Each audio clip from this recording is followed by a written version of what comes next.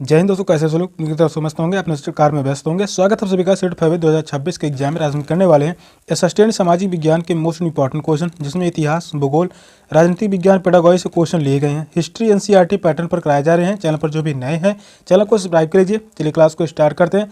और पहला क्वेश्चन है, अभिकथन ए कह रहा है, जब लंदन में अपराह्न के 2 बजे हैं तो भारत में 7:30 अपराह्न का समय होगा। कार्ड आर है, भारत ग्रीनविच के पूर्व में 82.5 पूर्व में स्थित है। दिए गए विकल्पों में से सही विकल्प का चयन कीजिए। ए गलत है परंतु आर सही है। ए और आर दोनों सही हैं। आर सही व्याख्या है ए की। ए और आर दोनों सही हैं परंतु आर सही व्याख्या नहीं है ए की। ए सही है परंतु आर गलत है। कौन सा ऑप्शन करेक्ट है? क्वेश्चन इंपॉर्टेंट है। इस क्लास के क्वेश्चन 1 से 2 क्वेश्चन सेट के एग्जाम में पूछे गए हैं, वह भी एसएसटी में, और ढेर सारे क्वेश्चन करवाए जा चुके हैं। अब क्वेश्चन यह आसान है। क्वेश्चन नंबर 1 करेक्ट आंसर क्या होगा?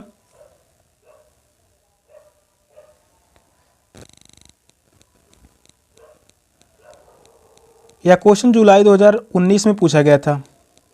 जुलाई 2019 में यह क्वेश्चन पूछा गया। अभिकथन ये कह रहा है, जब लंदन में अपराह्न के 2 बजे हैं तो भारत में 7:30 अपराह्न का समय होगा। तो यह बात सही है। अभिकथन ए सही है। इसको ज्ञात करने के लिए तो हम सभी को पता है, लंदन के मानक समय और भारत के जो भारतीय मानक समय है उसके बीच का अंतराल 5.5 घंटे का है। समयांतराल कितना है? तो 5.5 घंटे का। तो यहाँ पर क्या है, 2 बज रहा है और 5.5, इसको जोड़ देंगे। जोड़ने के बाद प्राप्त होगा यहाँ पर 30 और यहाँ पर 7, 7:30 बजे, यानी यह कथन सही होगा। कार्ड आर है, भारत ग्रीनविच के पूर्व में 82.5 पूर्व में स्थित है। तिया भी सही होगा। कार्ड आर भी सही है। तिया जो है ग्लोब है और यह 82.5 रेखा है। 82.5 देशांतर रेखा, 82.5 देशांतर ईस्ट रेखा। तो यहाँ पर जो है भारत की स्थिति है। तो यह भी कार्ड आर भी सही होगा। दोनों सही हैं, व्याख्या भी सही कर रहा है। सेकंड ऑप्शन करेक्ट है। तो इस क्वेश्चन का आंसर है ऑप्शन बी। नेक्स्ट क्वेश्चन है, समय क्षेत्र पर दिए गए ए, बी और सी कथनों पर विचार कीजिए और सही उत्तर का चयन कीजिए। कुछ देशों का देशांतरी विस्तार अधिक होता है जिसके कारण वहाँ एक से अधिक मानक समय अपनाए गए हैं। सेकंड कथन है, पृथ्वी को एक एक घंटे वाले 24 समय क्षेत्रों में बांटा गया है। थर्ड कथन है, प्रत्येक समय क्षेत्र 15 अंश देशांतर तक के क्षेत्र को घेरता है। ऑप्शन है ए और सी सही है, बी गलत है। बी और सी सही हैं, ए गलत है। ए बी सी सभी सही हैं, ए और बी सही है, सी गलत है। कौन सा ऑप्शन करेक्ट है? यहाँ पर समय से संबंधित 1 से 2 क्वेश्चन करवाए जाते हैं, सेट के एग्जाम में पूछे जाते हैं।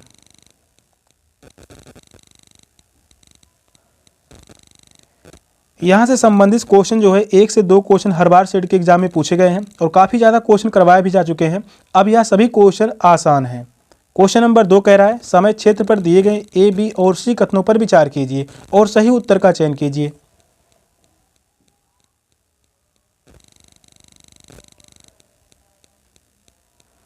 कुछ देशों का देशांतरी विस्तार अधिक होता है जिसके कारण वहां एक से अधिक मानक समय अपनाए गए हैं।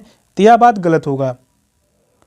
दूसरा कथन है, पृथ्वी को एक एक घंटे वाले 24 समय क्षेत्रों में बांटा गया है। तो यह बात सही है। प्रत्येक समय क्षेत्र 15 अंश देशांतर तक के क्षेत्र को घेरता है। तो यह भी सही है। यह जो है देशांतर रेखाएं हैं। देशांतर रेखाओं के बीच का जो समय होता है 15 अंश देशांतर तक को समय को घेरता है। तो 2 कथन सही हैं, बी और सी। ए गलत है। तो इस क्वेश्चन का आंसर है ऑप्शन बी। बी और सी कथन सही हैं, ए गलत है। सेकंड ऑप्शन करेक्ट है। नेक्स्ट क्वेश्चन है, पृथ्वी की सतह से शुरू कर वायुमंडल की परतों के सही क्रम का चयन कीजिए। क्षोभ मंडल, समताप मंडल, मध्यमंडल, बाह्य वायुमंडल, बहिर्मंडल। बहिर्मंडल, समताप मंडल, मध्यमंडल, क्षोभ मंडल, बाह्य वायुमंडल। वहीं थर्ड ऑप्शन है मध्यमंडल, क्षोभ मंडल, बहिर्मंडल, समताप मंडल, बाह्य वायुमंडल। फोर्थ ऑप्शन क्या है, समताप मंडल, मध्यमंडल, बाह्य वायुमंडल, बहिर्मंडल, क्षोभ मंडल। कौन सा ऑप्शन करेक्ट है? मोस्ट इंपॉर्टेंट क्वेश्चन है, काफ़ी बार सीट के एग्जाम में यह क्वेश्चन पूछा जा चुका है। इस क्वेश्चन को याद करिए, यहाँ से हर बार क्वेश्चन पूछे ही गए हैं।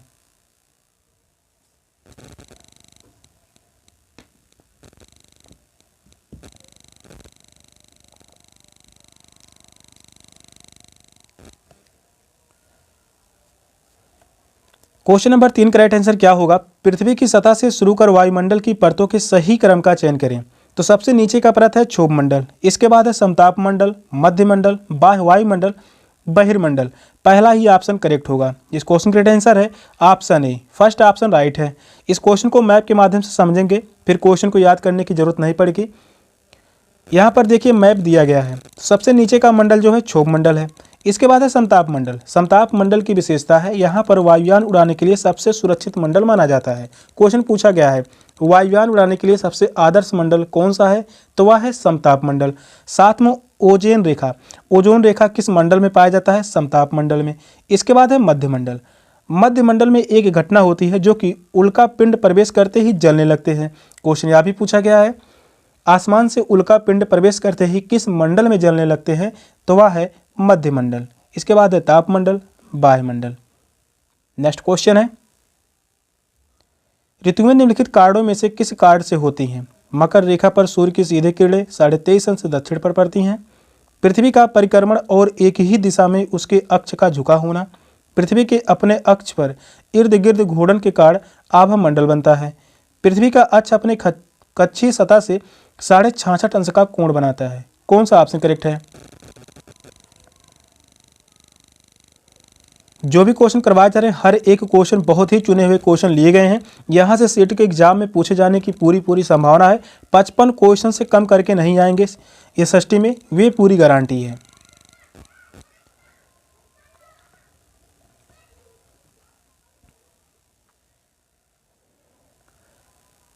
क्वेश्चन नंबर 4 का राइट आंसर क्या होगा? ऋतुएं निम्नलिखित कार्डों में से किस कार्ड से होती हैं?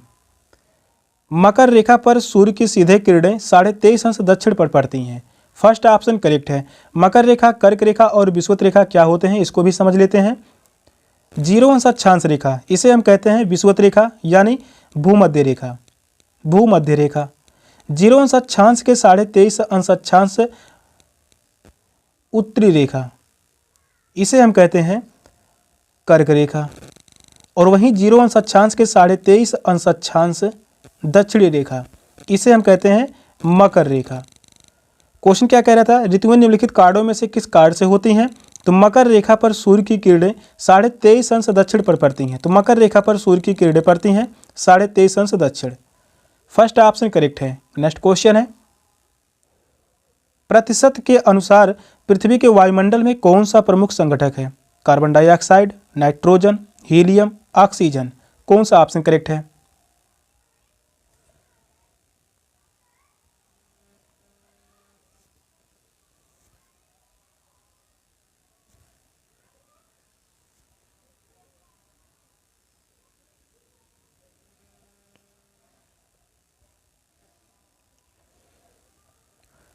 क्वेश्चन नंबर 5 कह रहा है प्रतिशत के अनुसार पृथ्वी के वायुमंडल में कौन सा प्रमुख संगठक है?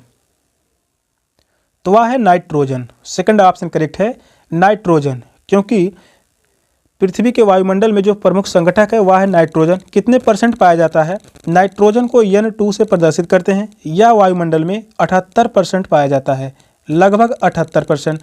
कार्बन डाइऑक्साइड की बात कर लें, इसे हम CO2 कहते हैं। यह पाया जाता है वायुमंडल में लगभग 0.03%। ये सभी एग्जाम में पूछे गए हैं, इसको याद रखिए। हीलियम की बात कर लें, हीलियम जिसे हम He कहते हैं, यह पाया जाता है वायुमंडल में लगभग 0.005%। ऑक्सीजन की बात कर लें, यह इंपॉर्टेंट है, काफ़ी बार एग्जाम में पूछा गया है। ऑक्सीजन यानी O2, यह वायुमंडल में पाया जाता है लगभग 21%, लगभग 21%। सेकंड ऑप्शन करेक्ट है नाइट्रोजन, जो कि वायुमंडल में 78% पाया जाता है। नेक्स्ट क्वेश्चन है महासागरीय धाराओं के विषय में निम्नलिखित कथनों में से कौन सा यह से सही है? ठंडी धाराएं ध्रुवीय अथवा उच्च अक्षांशों से जल को उष्णकटिबंधीय अथवा निम्न अक्षांशों की ओर ले जाती हैं। कथन बी है लेब्राडोर एक गर्म धारा है। जिस स्थान पर गर्म और ठंडी धाराएं मिलती हैं वह स्थान विश्व का सर्वोत्तम मत्स्य क्षेत्र माना जाता है। ऑप्शन है ए और सी सही है, बी और सी सही है, केवल ए सही है, ए और बी सही है। कौन सा ऑप्शन करेक्ट है?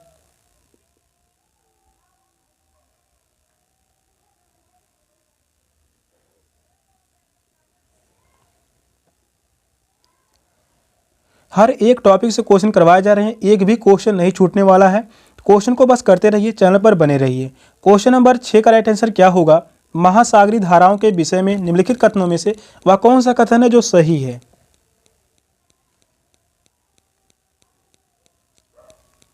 कथन एक कह रहा है ठंडी धाराएं ध्रुवीय अथवा उच्च अक्षांशों से जल को उष्णकटिबंधीय अथवा निम्न अक्षांशों की ओर ले जाती हैं। तो यह बात सही है, पहला कथन सही होगा। दूसरा कथन है लेब्राडोर एक गर्म धारा है, तो यह गलत होगा। लेब्राडोर एक ठंडी धारा है, या जो है एक ठंडी धारा है। जिस स्थान पर गर्म और ठंडी धाराएं मिलती हैं वह स्थान विश्व का सर्वोत्तम मत्स्य क्षेत्र माना जाता है। तो यह पढ़ाया जा चुका है, तो यह भी करेक्ट होगा। ए और सी कथन सही हैं। इस क्वेश्चन का राइट आंसर है option A, first option correct है। ए और सी कथन सही है। नेक्स्ट क्वेश्चन है हिमनद के निक्षेपण को कहा जाता है? हिमोड़, लोयस, तटबंध, समुद्री गुफा। कौन सा ऑप्शन करेक्ट है?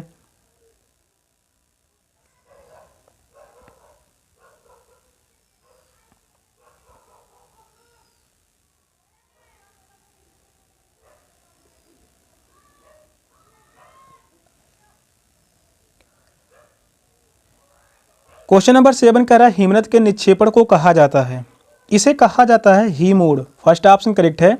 हिमोड़ के नाम से जाना जाता है। हिमनद के पिघलने पर जो निक्षेप बनते हैं उन्हें हिमोड़ कहते हैं। निक्षेप में छोटे बड़े सभी प्रकार के पदार्थ एक साथ मिले होते हैं, जिसमें मिट्टी, पत्थर तथा रेत होते हैं। इसमें क्या पाया जाता है निक्षेप में? तो मिट्टी होते हैं, साथ में पत्थर होते हैं, पत्थर के अलावा रेत मिले हुए होते हैं। फर्स्ट ऑप्शन करेक्ट है हिमोड़। नेक्स्ट क्वेश्चन है कथन ए और बी निम्नलिखित वनस्पतियों में से किसकी विशेषताओं का वर्णन करते हैं? यह वनस्पति उत्तरी गोलार्ध के उच्च अक्षांशों 50 अंश से 70 अंश में पाई जाती हैं।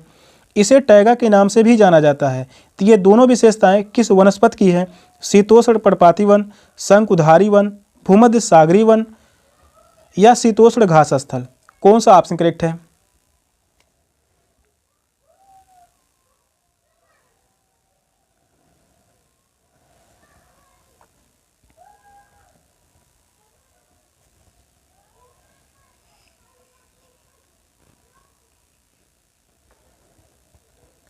क्वेश्चन यहाँ भी इंपॉर्टेंट है, या क्वेश्चन 2019 में पूछा गया। इसके बाद यही क्वेश्चन 2023 में पूछा गया।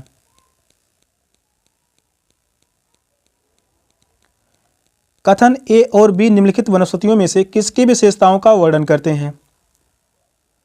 यह वनस्पति उत्तरी गोलार्ध के उच्च अक्षांशों 50 अंश से 70 अंश में पाई जाती हैं।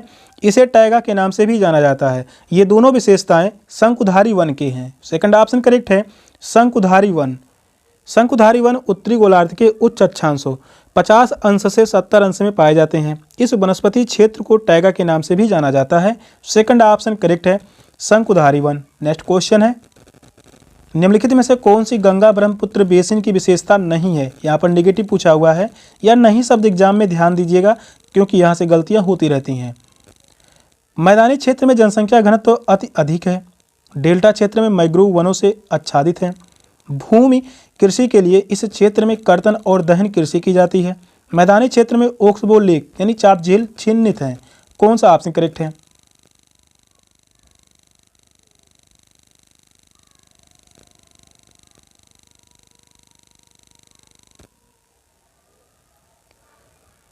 क्वेश्चन नंबर 9 का राइट आंसर क्या होगा? निम्नलिखित में से कौन सी गंगा ब्रह्मपुत्र बेसिन की विशेषता नहीं है? तो गंगा ब्रह्मपुत्र की विशेषता नहीं है। मैदानी क्षेत्र में जनसंख्या घनत्व तो अति अधिक है, यह तो विशेषता है, करेक्ट होगा। डेल्टा क्षेत्र में मैंग्रोव वनों से आच्छादित है, यह भी सही है। भूमि कृषि के लिए इस क्षेत्र में कर्तन और दहन कृषि की जाती है, यह जो है गलत होगा। थर्ड ऑप्शन गलत है। पूछा है नहीं है, नेगेटिव पूछा हुआ है, थर्ड ऑप्शन ही करेक्ट होगा। मैदानी क्षेत्र में ओक्सबो लेक यानी चाप झील चिन्हित है, यह भी सही होगा। 3 ऑप्शन सही हैं, थर्ड ऑप्शन गलत है। गंगा ब्रह्मपुत्र बेसिन में जनसंख्या घनत्व तो अधिक है, यहाँ मैंग्रोव वन पाए जाते हैं। मैदानी भाग में चाप झीलें ओक्सबो लेक पाई जाती हैं और कृषि कार्य हेतु यहाँ की मृदा बहुत ही उर्वरक होती हैं। थर्ड ऑप्शन करेक्ट है। नेक्स्ट क्वेश्चन है तैराक मृत सागर में तैर सकते हैं क्योंकि इस सागर में ठंडी धाराओं की अपेक्षा गर्म धाराओं की उत्पत्ति अधिक है। यह सागर निम्न ज्वार भाटों की अपेक्षा उच्च ज्वार भाटों को अधिक अनुभव करता है। थर्ड ऑप्शन है नमक की मात्रा की अधिकता सागर को सघन बनाती है। पौने सागर जल की सतह पर तीव्र गति से चलते हैं। कौन सा ऑप्शन करेक्ट है?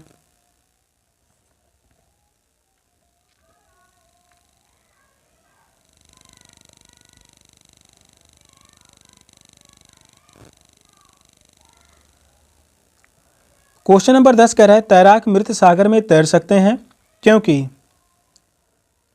नमक की मात्रा की अधिकता सागर को सघन बनाती है। थर्ड ऑप्शन करेक्ट है। मृत सागर में तैरना आसान होता है क्योंकि इसके जल में नमक की मात्रा अधिक होती है। इसके फलस्वरूप इसका जल घनत्व अधिक होता है। किसी भी द्रव के घनत्व की अधिकता तैरने में सहायता करती है। थर्ड ऑप्शन करेक्ट है। सेशन क्लास क्वेश्चन था। क्वेश्चन कैसे लगे कमेंट में जरूर बताइएगा। चैनल पर नए हैं चैनल को सब्सक्राइब कर लीजिए। मिलते हैं फिर नेक्स्ट क्लास में, तब तक के लिए बाय बाय, टेक केयर, जय हिंद।